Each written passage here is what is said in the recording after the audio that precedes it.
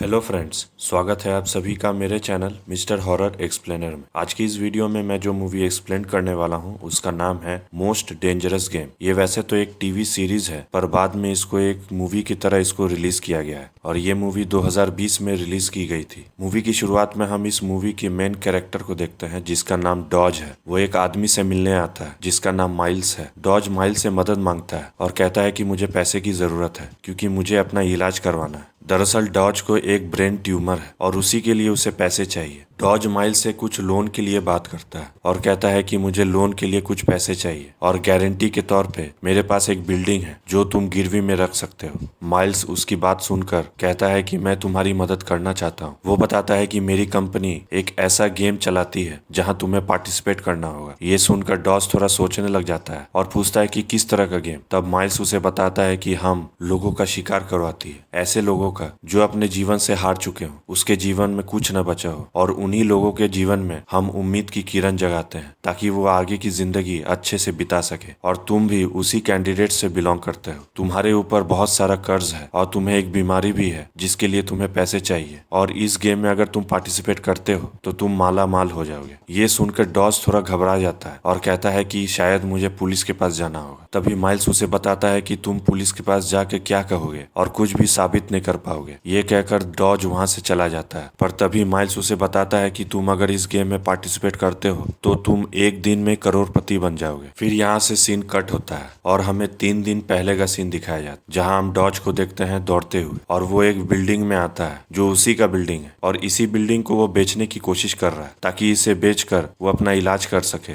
यहाँ हमें पता लगता है कि डॉज एक एथलीट है। फिर वो वहां से अपना घर जाता है और वहां रेडी होकर ऑफिस के लिए निकलता है। तभी उसके सिर में हेडेक होना शुरू हो जाता है और इसके लिए वो अपना दवाई लेता है और थोड़ी देर में उसका पेन दूर हो जाता है। वो अपना ब्रेकफास्ट रेडी कर कर अपनी वाइफ के पास जाता है और कहता है कि मुझे कुछ लीड्स मिले हैं और मैं पूरी कोशिश करूंगा कि इस बिल्डिंग को बेचा जा सके। डॉज बताता है कि मेरे ऊपर बहुत सारा कर्ज है और अगर ये बिल्डिंग बिक गया तो हमारा सारा कर्ज दूर हो जाएगा, और इसके बाद वो वहां से चला जाता है। फिर वो अपने इन्वेस्टर के पास जाता है और वहां अपनी बिल्डिंग को सेल करने के लिए प्रपोजल रखता है, पर वो इन्वेस्टर उसको मना कर देता है और कहता है कि ये सिर्फ एक ड्राइंग है, और कहता है कि इस बिल्डिंग को खरीदने से मेरा लॉस होगा क्योंकि ये बिल्डिंग पूरी तरह से कंप्लीट नहीं है। और ये कहकर वो इन्वेस्टर उसका प्रपोजल मना कर देता है और वहां से चला जाता है। फिर उसी शाम को डॉज अपनी वाइफ को लेकर अपने फ्रेंड के यहाँ जाता है। उसका फ्रेंड का नाम है लूगर। वो एक बार चलाता है और उसी बार में वो दोनों टाइम स्पेंड कर रहे थे। तभी लूगर डॉज से बाहर आकर मिलता है और डॉज कहता है कि मुझे पैसे की जरूरत है, पर लूगर कहता है कि मेरे पास उतने पैसे नहीं है जिससे कि तुम्हारा कर्ज दूर हो सके। डॉज उससे कहता है कि मैंने तुम्हारा पैसा डुबाया है और मेरे पास जितने भी पैसे थे सारे उस बिल्डिंग में खर्च हो चुके हैं। ये सुनकर लूगर उससे कहता है कि मैं तुमसे नाराज नहीं हूँ और मुझे कोई फर्क नहीं पड़ता कि तुमने मेरा पैसा डुबाया है कि नहीं। लूगर कहता है कि तू मेरा बेस्ट फ्रेंड है और जितनी हो सके मैं तुम्हारी मदद करूंगा। ये कहकर वो वहां से चला जाता। अगले दिन हम फिर से डॉज को देखते हैं जो इन्वेस्टर से मिलने के लिए जा रहा था, पर जैसे ही वो ट्रेन से नीचे उतरता है उसके सिर में फिर से पेन होना शुरू हो जाता है और इतना ज्यादा पेन हो रहा था कि वो नीचे ही गिर जाता है। फिर वहाँ के लोकल्स आदमी उसे हॉस्पिटल में एडमिट कर देते हैं। फिर वहाँ उसकी वाइफ भी आ जाती है। वहाँ के डॉक्टर्स उससे पूछते हैं कि क्या तुम्हारे सिर पे पेन होते रहता है? तो डॉज कहता है कि हाँ, बहुत जोर से पेन होता है। तभी वो डॉक्टर उससे कहता है कि तुम्हें ग्लियोब्लास्टोमा नाम का एक ट्यूमर हो गया है और इसका इलाज पूरी दुनिया में नहीं है। ये इनक्यूरेबल है और तुम कुछ ही हफ्तों में मर जाओगे। ये सुनकर डॉज और उसकी वाइफ दोनों शॉक्ड हो जाते हैं और डॉज रोने लग जाता है। और ये सीन इस मूवी का मेन सीन है जो कि आपको बाद में पता चलेगा। फिर जब डॉज को डिस्चार्ज किया जाता है तो वो अपने घर के लिए जाता है। तभी उसकी वाइफ कहती है कि हम दूसरे डॉक्टर्स के पास जाएंगे और तुम्हारा इलाज करवाएंगे। तभी वहाँ खड़ा हुआ एक हॉस्पिटल का अटेंडेंट उसे एक कार्ड देता है और कहता है कि ये कंपनी हर हॉस्पिटल में अपना कार्ड देकर जाती है और कहता है कि आप जैसे पेशेंट्स की वो लोग मदद करते हैं। इसके बाद डॉज उस कार्ड को अपने पॉकेट में रख के वहां से चला जाता है। फिर शाम के समय वो अपने दोस्त लूगर के पास जाता है और वो पूरा इमोशनल हो जाता है और कहता है कि मैं अपने बच्चे को नहीं देख पाऊंगा। दरअसल डॉज की बीवी को एक बच्चा होने वाला है और वो इसीलिए रो रहा था कि उसका बच्चा जन्म होने से पहले ही वो मर जाएगा। फिर तभी वो उसी कंपनी का कार्ड निकालता है और उस कंपनी में जाने के लिए सोचता है। इसके बाद हमें प्रेजेंट डे का सीन दिखाया जाता है जहाँ हम देखते हैं कि डॉज माइल्स के पास आता आता है और उस कार्ड में जो कंपनी का नाम लिखा हुआ है वो माइल्स की ही कंपनी है। और इसके बाद माइल्स उसे गेम्स की पूरे रूल्स रेगुलेशन समझा देता है और कहता है कि तुम इस शहर से बाहर नहीं जा पाओगे, अगर तुम बाहर गए तो ये गेम कभी नहीं खत्म होगा। और कहता है कि तुम गन यूज नहीं कर सकते, ये भी रूल्स के खिलाफ है। और कहता है कि तुम्हारा शिकार किया जाएगा और 24 घंटे पूरे हो जाने के बाद ये गेम अपने आप खत्म हो जाएगा और हर घंटे तुम्हें $50,000 करके तुम्हारे अकाउंट में डिपॉजिट होते रहेंगे। और कहता है कि अगर तुमने पूरा 24 घंटे ये गेम को खेल लिया तो तुम्हारे अकाउंट में $23 मिलियन जमा हो जाएंगे, जो कि बहुत ही ज्यादा बड़ा अमाउंट है और इससे तुम अपना इलाज कर पाओगे। और तुम अगर इस शहर को छोड़ने की कोशिश करोगे तो ये गेम कभी खत्म नहीं होगा और तुम्हारा शिकार होते ही रहेगा। माइल्स उसे एक फोन भी देता है और कहता है कि इसमें जीपीएस है, जैसे ही तुम्हारे अकाउंट में पैसा जमा होंगे तुम्हारे फोन से 2 आवाज आएंगे और उसी समय तुम्हारे एग्जैक्ट लोकेशन का भी पता चल जाएगा और ये 15 सेकेंड तक चलेगा और उसके बाद तुम फिर से छुप सकते हो। ये सब सुनकर डॉज थोड़ा परेशान हो जाता है, मगर उसके बाद माइल्स उसे अपना एक पर्सनल नंबर देता है और कहता है कि तुम अगर रेडी हो तो तुम मुझे कॉल कर सकते हो। इसके बाद डॉज वहां से चला जाता है और वहां से वो अपने दोस्त लूगर के पास जाता है। लूगर उसे समझाता है कि तू एक फाइटर है और जब भी तेरे ऊपर परेशानी आई है तुमने लड़ा है और जीता है और ये भी एक लड़ाई है और इससे तुम्हें जीतना पड़ेगा। इसके बाद वो अपने घर जाता है और अपने वाइफ से कहता है कि मुझे जेरी नाम का एक इन्वेस्टर मिला है जो हमारे बिल्डिंग में इन्वेस्ट करना चाहता है और उसके बाद जो पैसा मिलेगा उससे हम अपना इलाज कर पाएंगे और सारी जरूरतें पूरी कर पाएंगे। और रात के समय जब वो लोग सो रहे थे तब डॉज उठ के माइल्स को फोन करता है और कहता है कि मैं इस गेम को खेलना चाहता हूँ। उसके बाद डॉज सुबह सुबह ही माइल्स से मिलने के लिए चला जाता है। डॉज माइल्स से मिलने एक रेस्टोरेंट में जाता है। वहाँ माइल्स अपने कंपनी से बात करता है और कहता है कि डॉज के अकाउंट में $50,000 जमा कर देने के लिए। और उसके बाद माइल्स डॉज से कहता है कि अपना मोबाइल चेक करने के लिए और वो देखता है कि उसके अकाउंट में $50,000 जमा हो गए। इसके बाद माइल्स उसकी तलाशी लेने लगता है और कहता है कि तुम्हें सिर्फ भागना है और बचे रहना है और किसी के ऊपर विश्वास नहीं करना है। और ये भी कहता है कि शिकारी तुम्हें पब्लिक के सामने नहीं मारेंगे। फिर जैसे ही टाइम होता है मोबाइल में अलार्म बजता है और माइल्स कहता है कि गेम शुरू हो चुका है। डॉज कहता है कि क्या तुमने शिकारियों को बता दिया है? माइल्स कहता है कि शिकारी यहीं आमने सामने है। ये सुनकर डॉज थोड़ा घबरा जाता है और फिर वो वहां से भागता है। भागते भागते वो एक बस में चढ़ जाता है और ड्राइवर से कहता है कि मेरे पास टिकट नहीं है। वो ड्राइवर उसका जान पहचान का था और इसीलिए वो बस में बैठने के लिए मान जाता है। फिर जैसे ये बस खुलती है तभी और एक आदमी उस बस में चढ़ जाता है और उसके पास एक बॉक्स भी था। वो आदमी डॉज के बगल में बैठ जाता है। फिर जैसे ही वो आदमी अपना बॉक्स खोलने की कोशिश करता है डॉज समझ जाता है कि वो एक शिकारी है और वो तुरंत वहां से उठता है और बस रोकने के लिए कहता है और बस से उतरकर वहां से भागता है। इसके बाद हम डॉज की वाइफ वैल को देखते हैं जो अपने लैपटॉप में कुछ काम कर रही थी। तभी उसके लैपटॉप में बैंक से मैसेज आता है। वो जब अपना अकाउंट चेक करती है वो देखती है कि उसके अकाउंट में $50,000 जमा हुए। वो ये देख कर शॉक्ड हो जाती है कि अचानक ये पैसे कहाँ से डिपॉजिट हो गए। वो तुरंत अपने हस्बैंड डॉज को फोन करती है पर डॉज का फोन माइल्स के पास जमा रहता है और वो उसका फोन को उठाता नहीं है। यहाँ हम फिर से डॉज को देख रहे थे जो भाग रहा था। तभी वो एक आदमी को देखता है और वो आदमी कोई और नहीं बल्कि उसी कंपनी का एक मेंबर है जो डॉज के ऊपर नजर रख रहा था और उसका नाम कर्नल है। कर्नल माइल्स को फोन लगाता है और कहता है कि तुम्हारा रनर अच्छा नहीं खेल रहा। फिर वो वहां से दौड़ता है। दौड़ते दौड़ते वो एक मॉल के सामने आ जाता है और कहता है कि भीड़ के सामने वो लोग मुझे नहीं मार पाएंगे। फिर वो उसी मॉल के अंदर चला जाता है और वहां एक लिफ्ट के अंदर जाता है। तभी उस लिफ्ट के अंदर एक और आदमी आ जाता है। डॉज उसे देखकर थोड़ा घबराने लगता है और सोचता है कि ये कहीं शिकारी तो नहीं है। फिर थोड़ी देर में वो आदमी वहां से चला जाता है और उसके ऊपर वाले फ्लोर में डॉज उतरता है। फिर जैसे ही वो आगे बढ़ता है वो देखता है कि पीछे वही आदमी आके खड़ा हो जाता है और उस आदमी का नाम निक्सन है जो कि एक शिकारी है और वो डॉज का शिकार करने आया है। वो अपने पास से एक हथियार निकालता है और डॉज को मारने के लिए दौड़ता है। इधर डॉज दौड़ते दौड़ते बाथरूम के अंदर छिप जाता है और निक्सन भी बाथरूम के अंदर आ जाता है और एक एक करके वो बाथरूम चेक करने लगता है। फिर जैसे ही वो लास्ट वाला बाथरूम चेक करता है उसके अंदर डॉज बैठा हुआ था। डॉज दरवाजे से उसके ऊपर हमला कर देता है और वहां से भागता है। इसके बाद हम फिर से डॉज की वाइफ वैल को देखते हैं और उसके फोन पे जेरी जो कि एक इन्वेस्टर है उसका मैसेज आता है और वो कहता है कि तुम्हारा प्रपोजल मेरे को पसंद नहीं है पर मेरे पास पास एक प्रपोजल है कि तुम मेरे कंपनी में काम करो, अगर तुम इंटरेस्टेड हो तो मुझे कॉल करो। ये सुनकर वैल सोचती है कि डॉज ने कहा था कि जेरी उसका प्रपोजल मान लिया है और वो बिल्डिंग खरीदना चाहता है, पर वो समझ जाती है कि डॉज उससे झूठ कहा है। पर तभी उसके लैपटॉप में फिर से बैंक से मैसेज आता है और उसमें और $50,000 एक्स्ट्रा जमा हो गए थे। यहाँ हम डॉज को देखते हैं जो मॉल में बसते बसते जा रहा था। तभी वहाँ और एक शिकारी आ जाता है जिसका नाम रियगन है और उसके पीठ में चाकू लगाकर कहता है कि चुपचाप चलने के लिए। इधर वैल लूगर को फोन करके बताती है कि डॉज ने मुझसे झूठ कहा है और हमारे अकाउंट में $1.5 लाख जमा हुए हैं और मुझे लगता है कि वो मुसीबत में है। इधर हम डॉज को देखते हैं जिसे रियगन लेके जा रहा था। तभी वहां निक्सन भी आ जाता है और एलिवेटर को रोक देता है, पर तभी डॉज रियगन को मुक्का मारकर वहां से भागता है। भागते भागते वो सामने कर्नल को देखता है और उससे कहता है कि तुम बहुत ही अच्छा खेल रहे हो। फिर डॉज वहां से भाग जाता है। इसके बाद कर्नल माइल्स को फोन करके बताता है कि मैं शिकारी के पीछे जा रहा हूँ और उसके बाद निक्सन भी डॉज का पीछा करने लगता है। फिर जब डॉज भाग रहा था तब वो एक ऐसी जगह आके गिर जाता है जहाँ चारों तरफ दरवाजा लॉक था। तभी वहाँ निक्सन भी आ जाता है और उसे जैसे ही मारने की कोशिश करता है तभी वहाँ पर एक पुलिस वाला भी आ जाता है और डॉज से पूछता है कि क्या आप ठीक है। निक्सन कहता है कि वो ठीक है, मगर पुलिस वाला डॉज से पूछता है कि क्या आप ठीक हैं और डॉज कहता है कि मैं ठीक हूँ। पुलिस वाला वहां से चला जाता है और डॉज भी चुपचाप वहां से निकलकर भागता है। भागते भागते वो एक साइकिल को चोरी करके वहां से भागता है और जैसे ही वो साइकिल चला रहा था तभी वहां पे रियगन भी आ जाता है। रियगन उससे मारने की कोशिश करता है पर बचते बचाते डॉज वहां से भाग जाता है और वो एक रेलवे स्टेशन में आके रुकता है। पर तभी वहां पे निक्सन भी आ जाता है और उसे देख लेता है और उसे मारने के लिए दौड़ता है, पर जैसे ही वो चाकू फेंकता है डॉज ट्रेन के अंदर ढुक जाता है और वो वहां से चला जाता है। वहां से भागने के बाद डॉज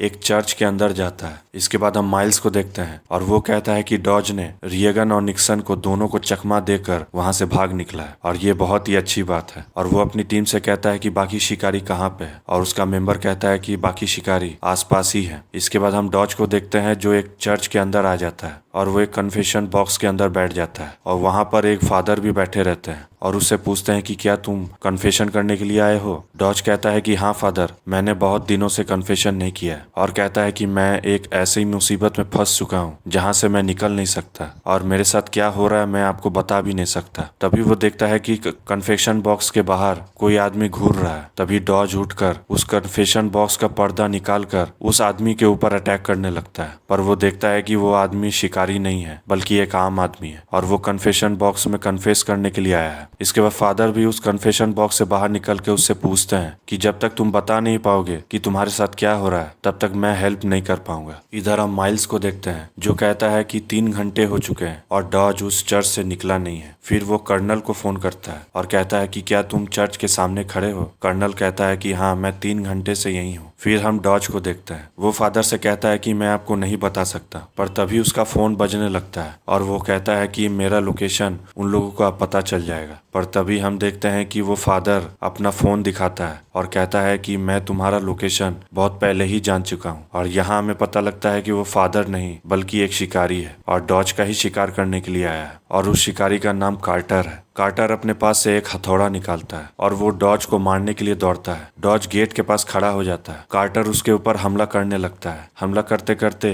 कार्टर गेट का लॉक तोड़ देता है और फिर से डॉज के ऊपर हमला करने लगता है। फिर जैसे ही वो उसके सिर पर मारने जाता है तभी कार्टर का हाथ उस गेट में फंस जाता है। फिर डॉज उसे एक लात मारकर गेट के उस पार फेंक देता है और खुद खड़ा होकर उस गेट को लॉक कर देता है और कार्टर वहीं पे फंस जाता है। कार्टर बताता है कि मैं एक साइकोलॉजिस्ट हूँ और एक साइकोलॉजिस्ट होने के नाते मुझे पता था कि तुम चर्च पे आओगे। फिर तभी अचानक कार्टर उसके पैर में भी हमला कर देता है जिसके चलते डॉज के पैर से खून निकलने लगता है और वो बुरी तरह से घायल हो जाता है। वो अपने पैर से हथौड़ा निकालकर दूसरे गेट को भी तोड़ देता है और वो वहां से भाग जाता है। बाहर निकलते ही वो कर्नल की गाड़ी को देखता है। तभी उस चर्च के अंदर कर्नल आता है। कार्टर उससे कहता है कि मुझे बाहर निकालने के लिए, पर कर्नल कहता है कि ये रूल्स के खिलाफ है और उसे समझाता है कि यहाँ पुलिस आएगी और पुलिस से कहना कि तुम नाइजीरिया के एक प्रीस्ट हो और तुम इस शहर में रहते हो और जब तुम इस चर्च के अंदर आए तभी एक चोर आकर तुम्हारे ऊपर हमला कर दिया और तुम्हें यहाँ पर कैद कर दिया। ये कहकर कर्नल वहां से चला जाता है। इसके बाद हम माइल्स को देखते हैं जिसे डॉज ने फोन किया था और उसे बहुत ही बुरा भला कहने लगता है और कहता है कि मेरा पैर जख्मी हो गया है और इस खेल को रोकने के लिए। पर माइल्स कहता है कि ये तुम्हारी प्रॉब्लम है और ये गेम रुकेगा नहीं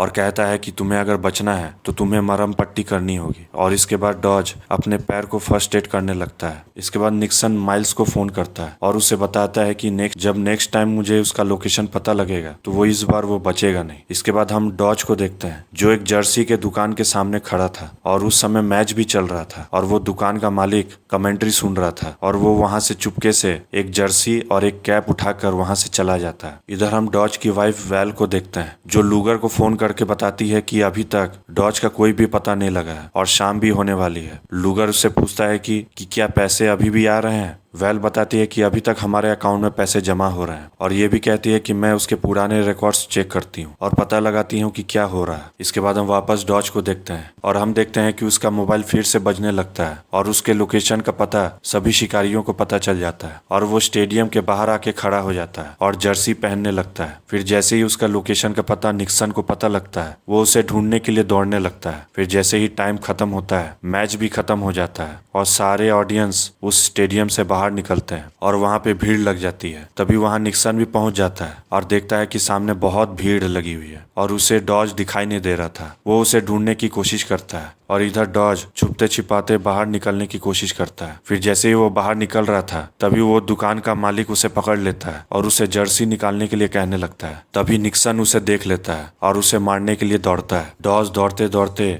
स्टेडियम के बाहर आ जाता है और एक गाड़ी के डिक्की के अंदर छिप जाता है। फिर उस गाड़ी का मालिक अपने फैमिली को लेकर उस शहर के बाहर जाने वाला था और ये बात डॉज सुन लेता है और डिक्की के बाहर से आवाज करने लगता है। उसकी आवाज सुनकर वो लोग समझ जाते हैं कि गाड़ी के अंदर कोई है। वो गाड़ी को साइड में करते हैं। फिर जैसे ही वो डिक्की खोलता है उसके अंदर से डॉज बाहर निकल जाता है और दोनों से मोबाइल छीन कर बाहर फेंक देता है और दोनों से माफी मांगता है और उसके बाद डॉज वहां से भाग जाता है। भागते भागते वो एक गैस स्टेशन के सामने आता है और वहां उसे एक गाड़ी मिलती है और वो उस गाड़ी को चुरा कर वहां से भागता है। इधर हम माइल्स को देखते हैं जिसका एक मेंबर उसे बताता है कि डॉज ने एक फैमिली के साथ हाथापाई की है। फिर उसका और एक मेंबर बताती है कि डॉज एक गाड़ी को लेकर अपने घर वापस जा रहा है। इधर हम डॉज को देखते हैं जो अपने घर वापस आ जाता है और बाहर से ही वो अपने घर में अपनी बीवी को देखता है। तभी वहां पे और एक शिकारी बाइक लेकर आ जाता है। तभी उसकी आवाज उसकी वाइफ सुन लेती है और वो बाहर निकल कर देखती है कि डॉज एक कार में बैठकर भाग रहा है। डॉज अपनी कार को लेकर भागता है और वो शिकारी भी उसका पीछा करने लगता है। पर थोड़ी दूर पीछा करने के बाद वो देखता है कि शिकारी उसके पीछे है ही नहीं। तभी वो शिकारी अचानक उसके गाड़ी के अंदर आ जाता है और उसका गला दबोचने लगता है। तभी उसका गाड़ी का भी एक्सीडेंट हो जाता है और वो अपनी गाड़ी से बाहर निकलता है और उसके गाड़ी में वो शिकारी भी था और वो देखता है कि वो शिकारी और कोई नहीं बल्कि कार्टर है जो कि फादर बनकर उस चर्च में आया था। कार्टर उसे बताता है कि अगर तुमने फिर से मुझे जिंदा छोड़ा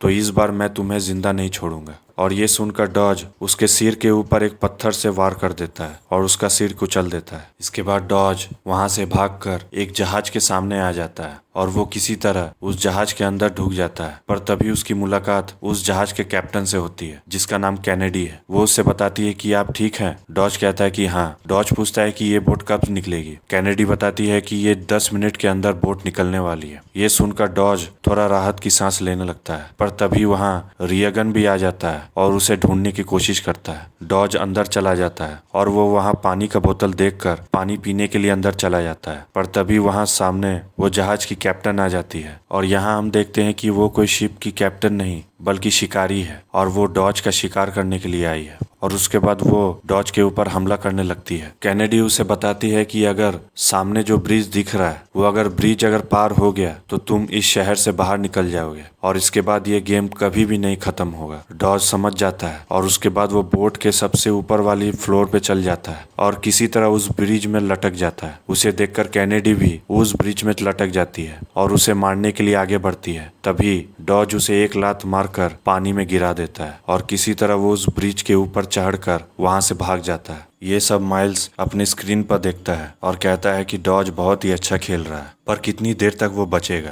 इसके बाद हम डॉज को देखते हैं जो एक ग्राउंड के वहां आता है जहां वो बचपन में खेला करता था। पर तभी उसके मोबाइल से फिर से आवाज आने लगती है और उसका लोकेशन ट्रैक होने लगता है। पर तभी वहां पे उसका दोस्त लूगर भी वहां पे आ जाता है और उसे अपनी गाड़ी में बैठाकर अपने साथ लेकर चला जाता है। लूगर उसे पूछता है कि तुम्हारे साथ क्या हो रहा है और अचानक तुम्हारे बैंक अकाउंट में इतने सारे पैसे कैसे आ रहे हैं। डॉज बताता है कि मैं तुम्हें कुछ भी नहीं बता सकता। तभी उसके पीछे निक्सन भी उसका पीछा करने लगता है और डॉज कहता है कि गाड़ी साइड साइड में लगाने के लिए और वो चलती गाड़ी से ही कूद के बाहर निकल जाता है। इसके बाद निक्सन डॉज को ढूंढने लगता है। इधर हम वापस लूगर को देखते हैं जो अपने घर वापस आ जाता है और वो वैल को अपने घर में ले आता है और उससे कहता है कि डॉज का पाला कुछ बुरे लोगों से पड़ा है और इसी के लिए मैंने तुम्हें यहाँ पे बुलाया है ताकि तुम सेफ रहो। इधर हम डॉज को देखते हैं जो पैदल आगे बढ़ रहा था। तभी उसके सामने अचानक कुछ गुंडे आ जाते हैं और उससे बेहोश करके अपने साथ उसे लेकर चले जाते हैं। जब उसे होश आता है तो डॉज उन लोगों को कहता है कि मुझे जाने दो, नहीं तो थोड़ी देर में यहाँ पे शिकारी आ जाएंगे और मेरे साथ तुम लोगों को भी मार देंगे। पर उसकी बात सुनकर उन लोगों को लग रहा था कि ये मजाक कर रहा है। वो गुंडे उनसे पूछते हैं कि हमें पता लगा है कि तुम्हारे अकाउंट में बहुत सारा पैसा जमा हुआ है और हमें वो पैसा चाहिए, नहीं तो तुम्हें हम जान से मार देंगे। पर तभी उसके दरवाजे में कोई खटखटाने लगता है। उनमें से एक गुंडा बाहर चेक करने के लिए जाता है। तभी बाहर से ही वो शिकारी गोली चलाने लगता है और सारे गुंडे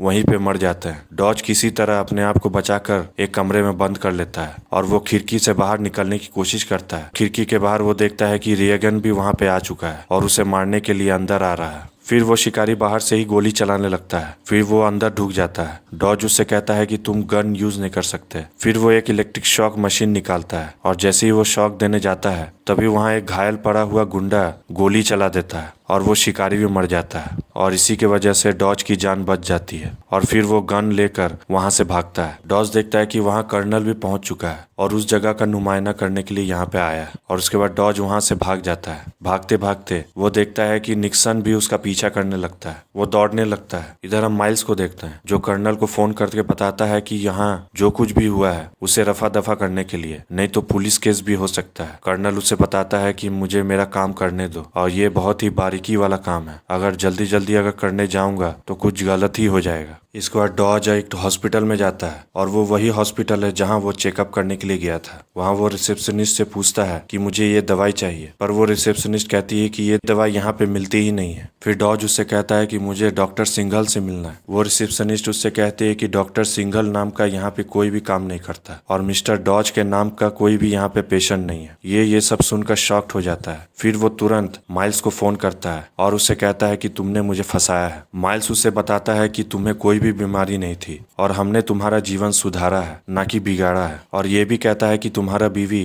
तुम्हारे दोस्त के पास है जो कि तुम्हारा बेस्ट फ्रेंड है और वो ही तुम्हें ड्रग्स देता था ताकि तुम्हारे दिमाग में पेन हो सके, क्योंकि तुमने उसका पैसा डुबाया है और तुम उसका पैसा लौटा भी नहीं रहे हो और वो इसी के लिए वो गुस्सा है और इसी के लिए वो तुम्हें ड्रग्स दे रहा है। फिर वो अपने वाइफ को फोन करता है और कहता है कि लूगर के घर से वहां से भागने के लिए। उसकी वाइफ बहाना मारती है। उसकी वाइफ लूगर से कहती है कि क्या मुझे चाय मिल सकती है। लूगर कहता है कि हाँ और फिर वो चाय बनाने के लिए चला जाता है और चोरी छुपके वेल भी वहां से भाग जाती है। डॉज अपनी वाइफ को वहीं पे बुलाता है जहां उसने पहली बार उसे प्रपोज किया था। फिर उसकी वाइफ उसी लोकेशन पर पहुंच जाती है। फिर वो देखती है कि वहां पर कुछ पुलिस ऑफिसर वहां पे आए हैं और उससे कहते हैं कि आपको मुझे गिरफ्तार करना होगा और हमारे साथ चलना होगा। फिर तभी वहां पे डॉज भी आ जाता है, लेकिन तब तक वो पुलिस वाले उसे लेकर चले जाते हैं। वो पुलिस उसे लेकर माइल्स के ऑफिस लेकर चले जाते हैं। माइल्स उसे बताता है कि ये कोई पुलिस ऑफिसर नहीं है, पर जब तुमने पुलिस को फोन किया था तब हमने तुम्हारे फोन को टैप किया था और हमें पता लग गया था कि तुमने पुलिस को बुलाया है और उसी के बाद हमने अपने आदमी को पुलिस बनाकर तुम्हारे पास भेजा है।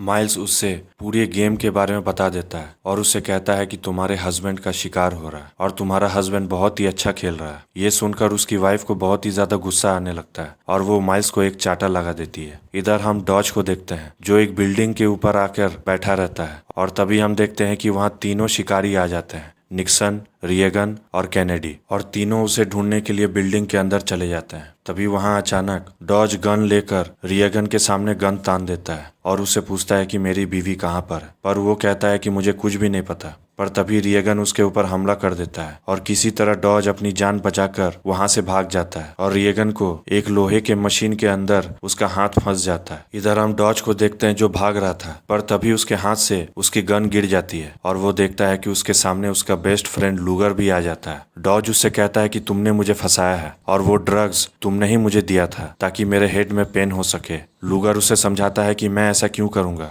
और जिस किसी ने ये सब कहा है तुम्हें वो सब के सब झूठ है। फिर तभी लूगर उस गन को उठा लेता है और वो कैनेडी के ऊपर गोली मार देता है और कैनेडी वहीं पे मर जाती है। ये सब देखकर डॉज को पता लग जाता है कि लूगर सही कह रहा है और फिर वो दोनों वहां से भागते हैं। लेकिन तभी वहां पे निक्सन भी आ जाता है और उन दोनों के ऊपर गोली मारने लगता है। एक गोली जाकर लूगर को लग जाती है और फिर डॉज लूगर को लेकर वहां से भागता है। इधर हम निक्सन को देखते हैं जो उसे ढूंढ रहा था, पर तभी हम देखते हैं कि डॉज पेट्रोल का एक टैंक गिराने लगता है और उसी पेट्रोल में आग लगा देता है और उसी आग के चलते वहां पे एक ब्लास्ट होता है जिसके कारण निक्सन वहां से भागता है। इधर रियगन माइल्स को फोन करता है और मदद मांगने की कोशिश करता है, पर तभी हम देखते हैं कि उस ब्लास्ट के चलते पूरी बिल्डिंग में ब्लास्ट हो जाता है। इसके बाद डॉज लूगर को एक सेफ जगह में बैठाता है और कहता है कि यहाँ कभी भी पुलिस आने वाली है और एम्बुलेंस भी आ जाएगी। और इसके बाद वो कहता है कि मैं यहाँ से जा रहा हूँ और इस गेम को खत्म करना होगा। इसके बाद डॉज वहां से चला जाता है और वो कर्नल को पकड़ता है। कर्नल से पूछता है कि वो उसकी वाइफ को कहाँ छुपा के रखा है। फिर कर्नल उससे बताता है कि उसकी वाइफ को उसी के बिल्डिंग में ही छुपा के रखा है। फिर डॉज जल्दी जल्दी वो अपने बिल्डिंग में जाता है और वहां जाकर वो देखता है कि उसकी वाइफ को किसी ने बांध के रखा है। पर तभी वहां पे निक्सन भी आ जाता है और उन दोनों के ऊपर गोली मारने लगता है। वो दोनों दौड़ते दौड़ते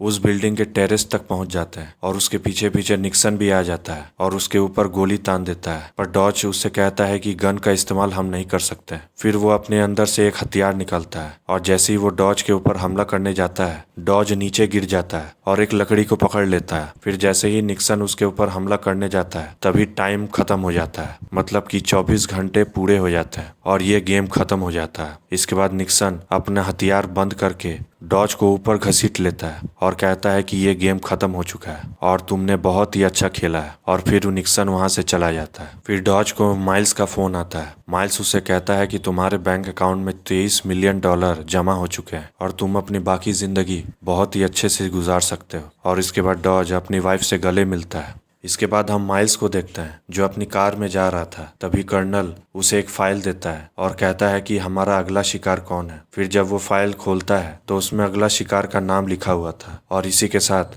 ये मूवी यहीं पे खत्म हो जाती है। ये मूवी बहुत ही ज़्यादा थ्रिलिंग है और पर्सनली ये मुझे बहुत ही ज़्यादा पसंद आई है। और इस मूवी का एक्सप्लेनेशंस अगर आपको अच्छा लगा है तो लाइक और शेयर ज़रूर कीजिएगा। चैनल पर नए हैं तो सब्सक्राइब ज़रूर कीजिएगा। मिलते हैं नेक्स्ट वीडियो में।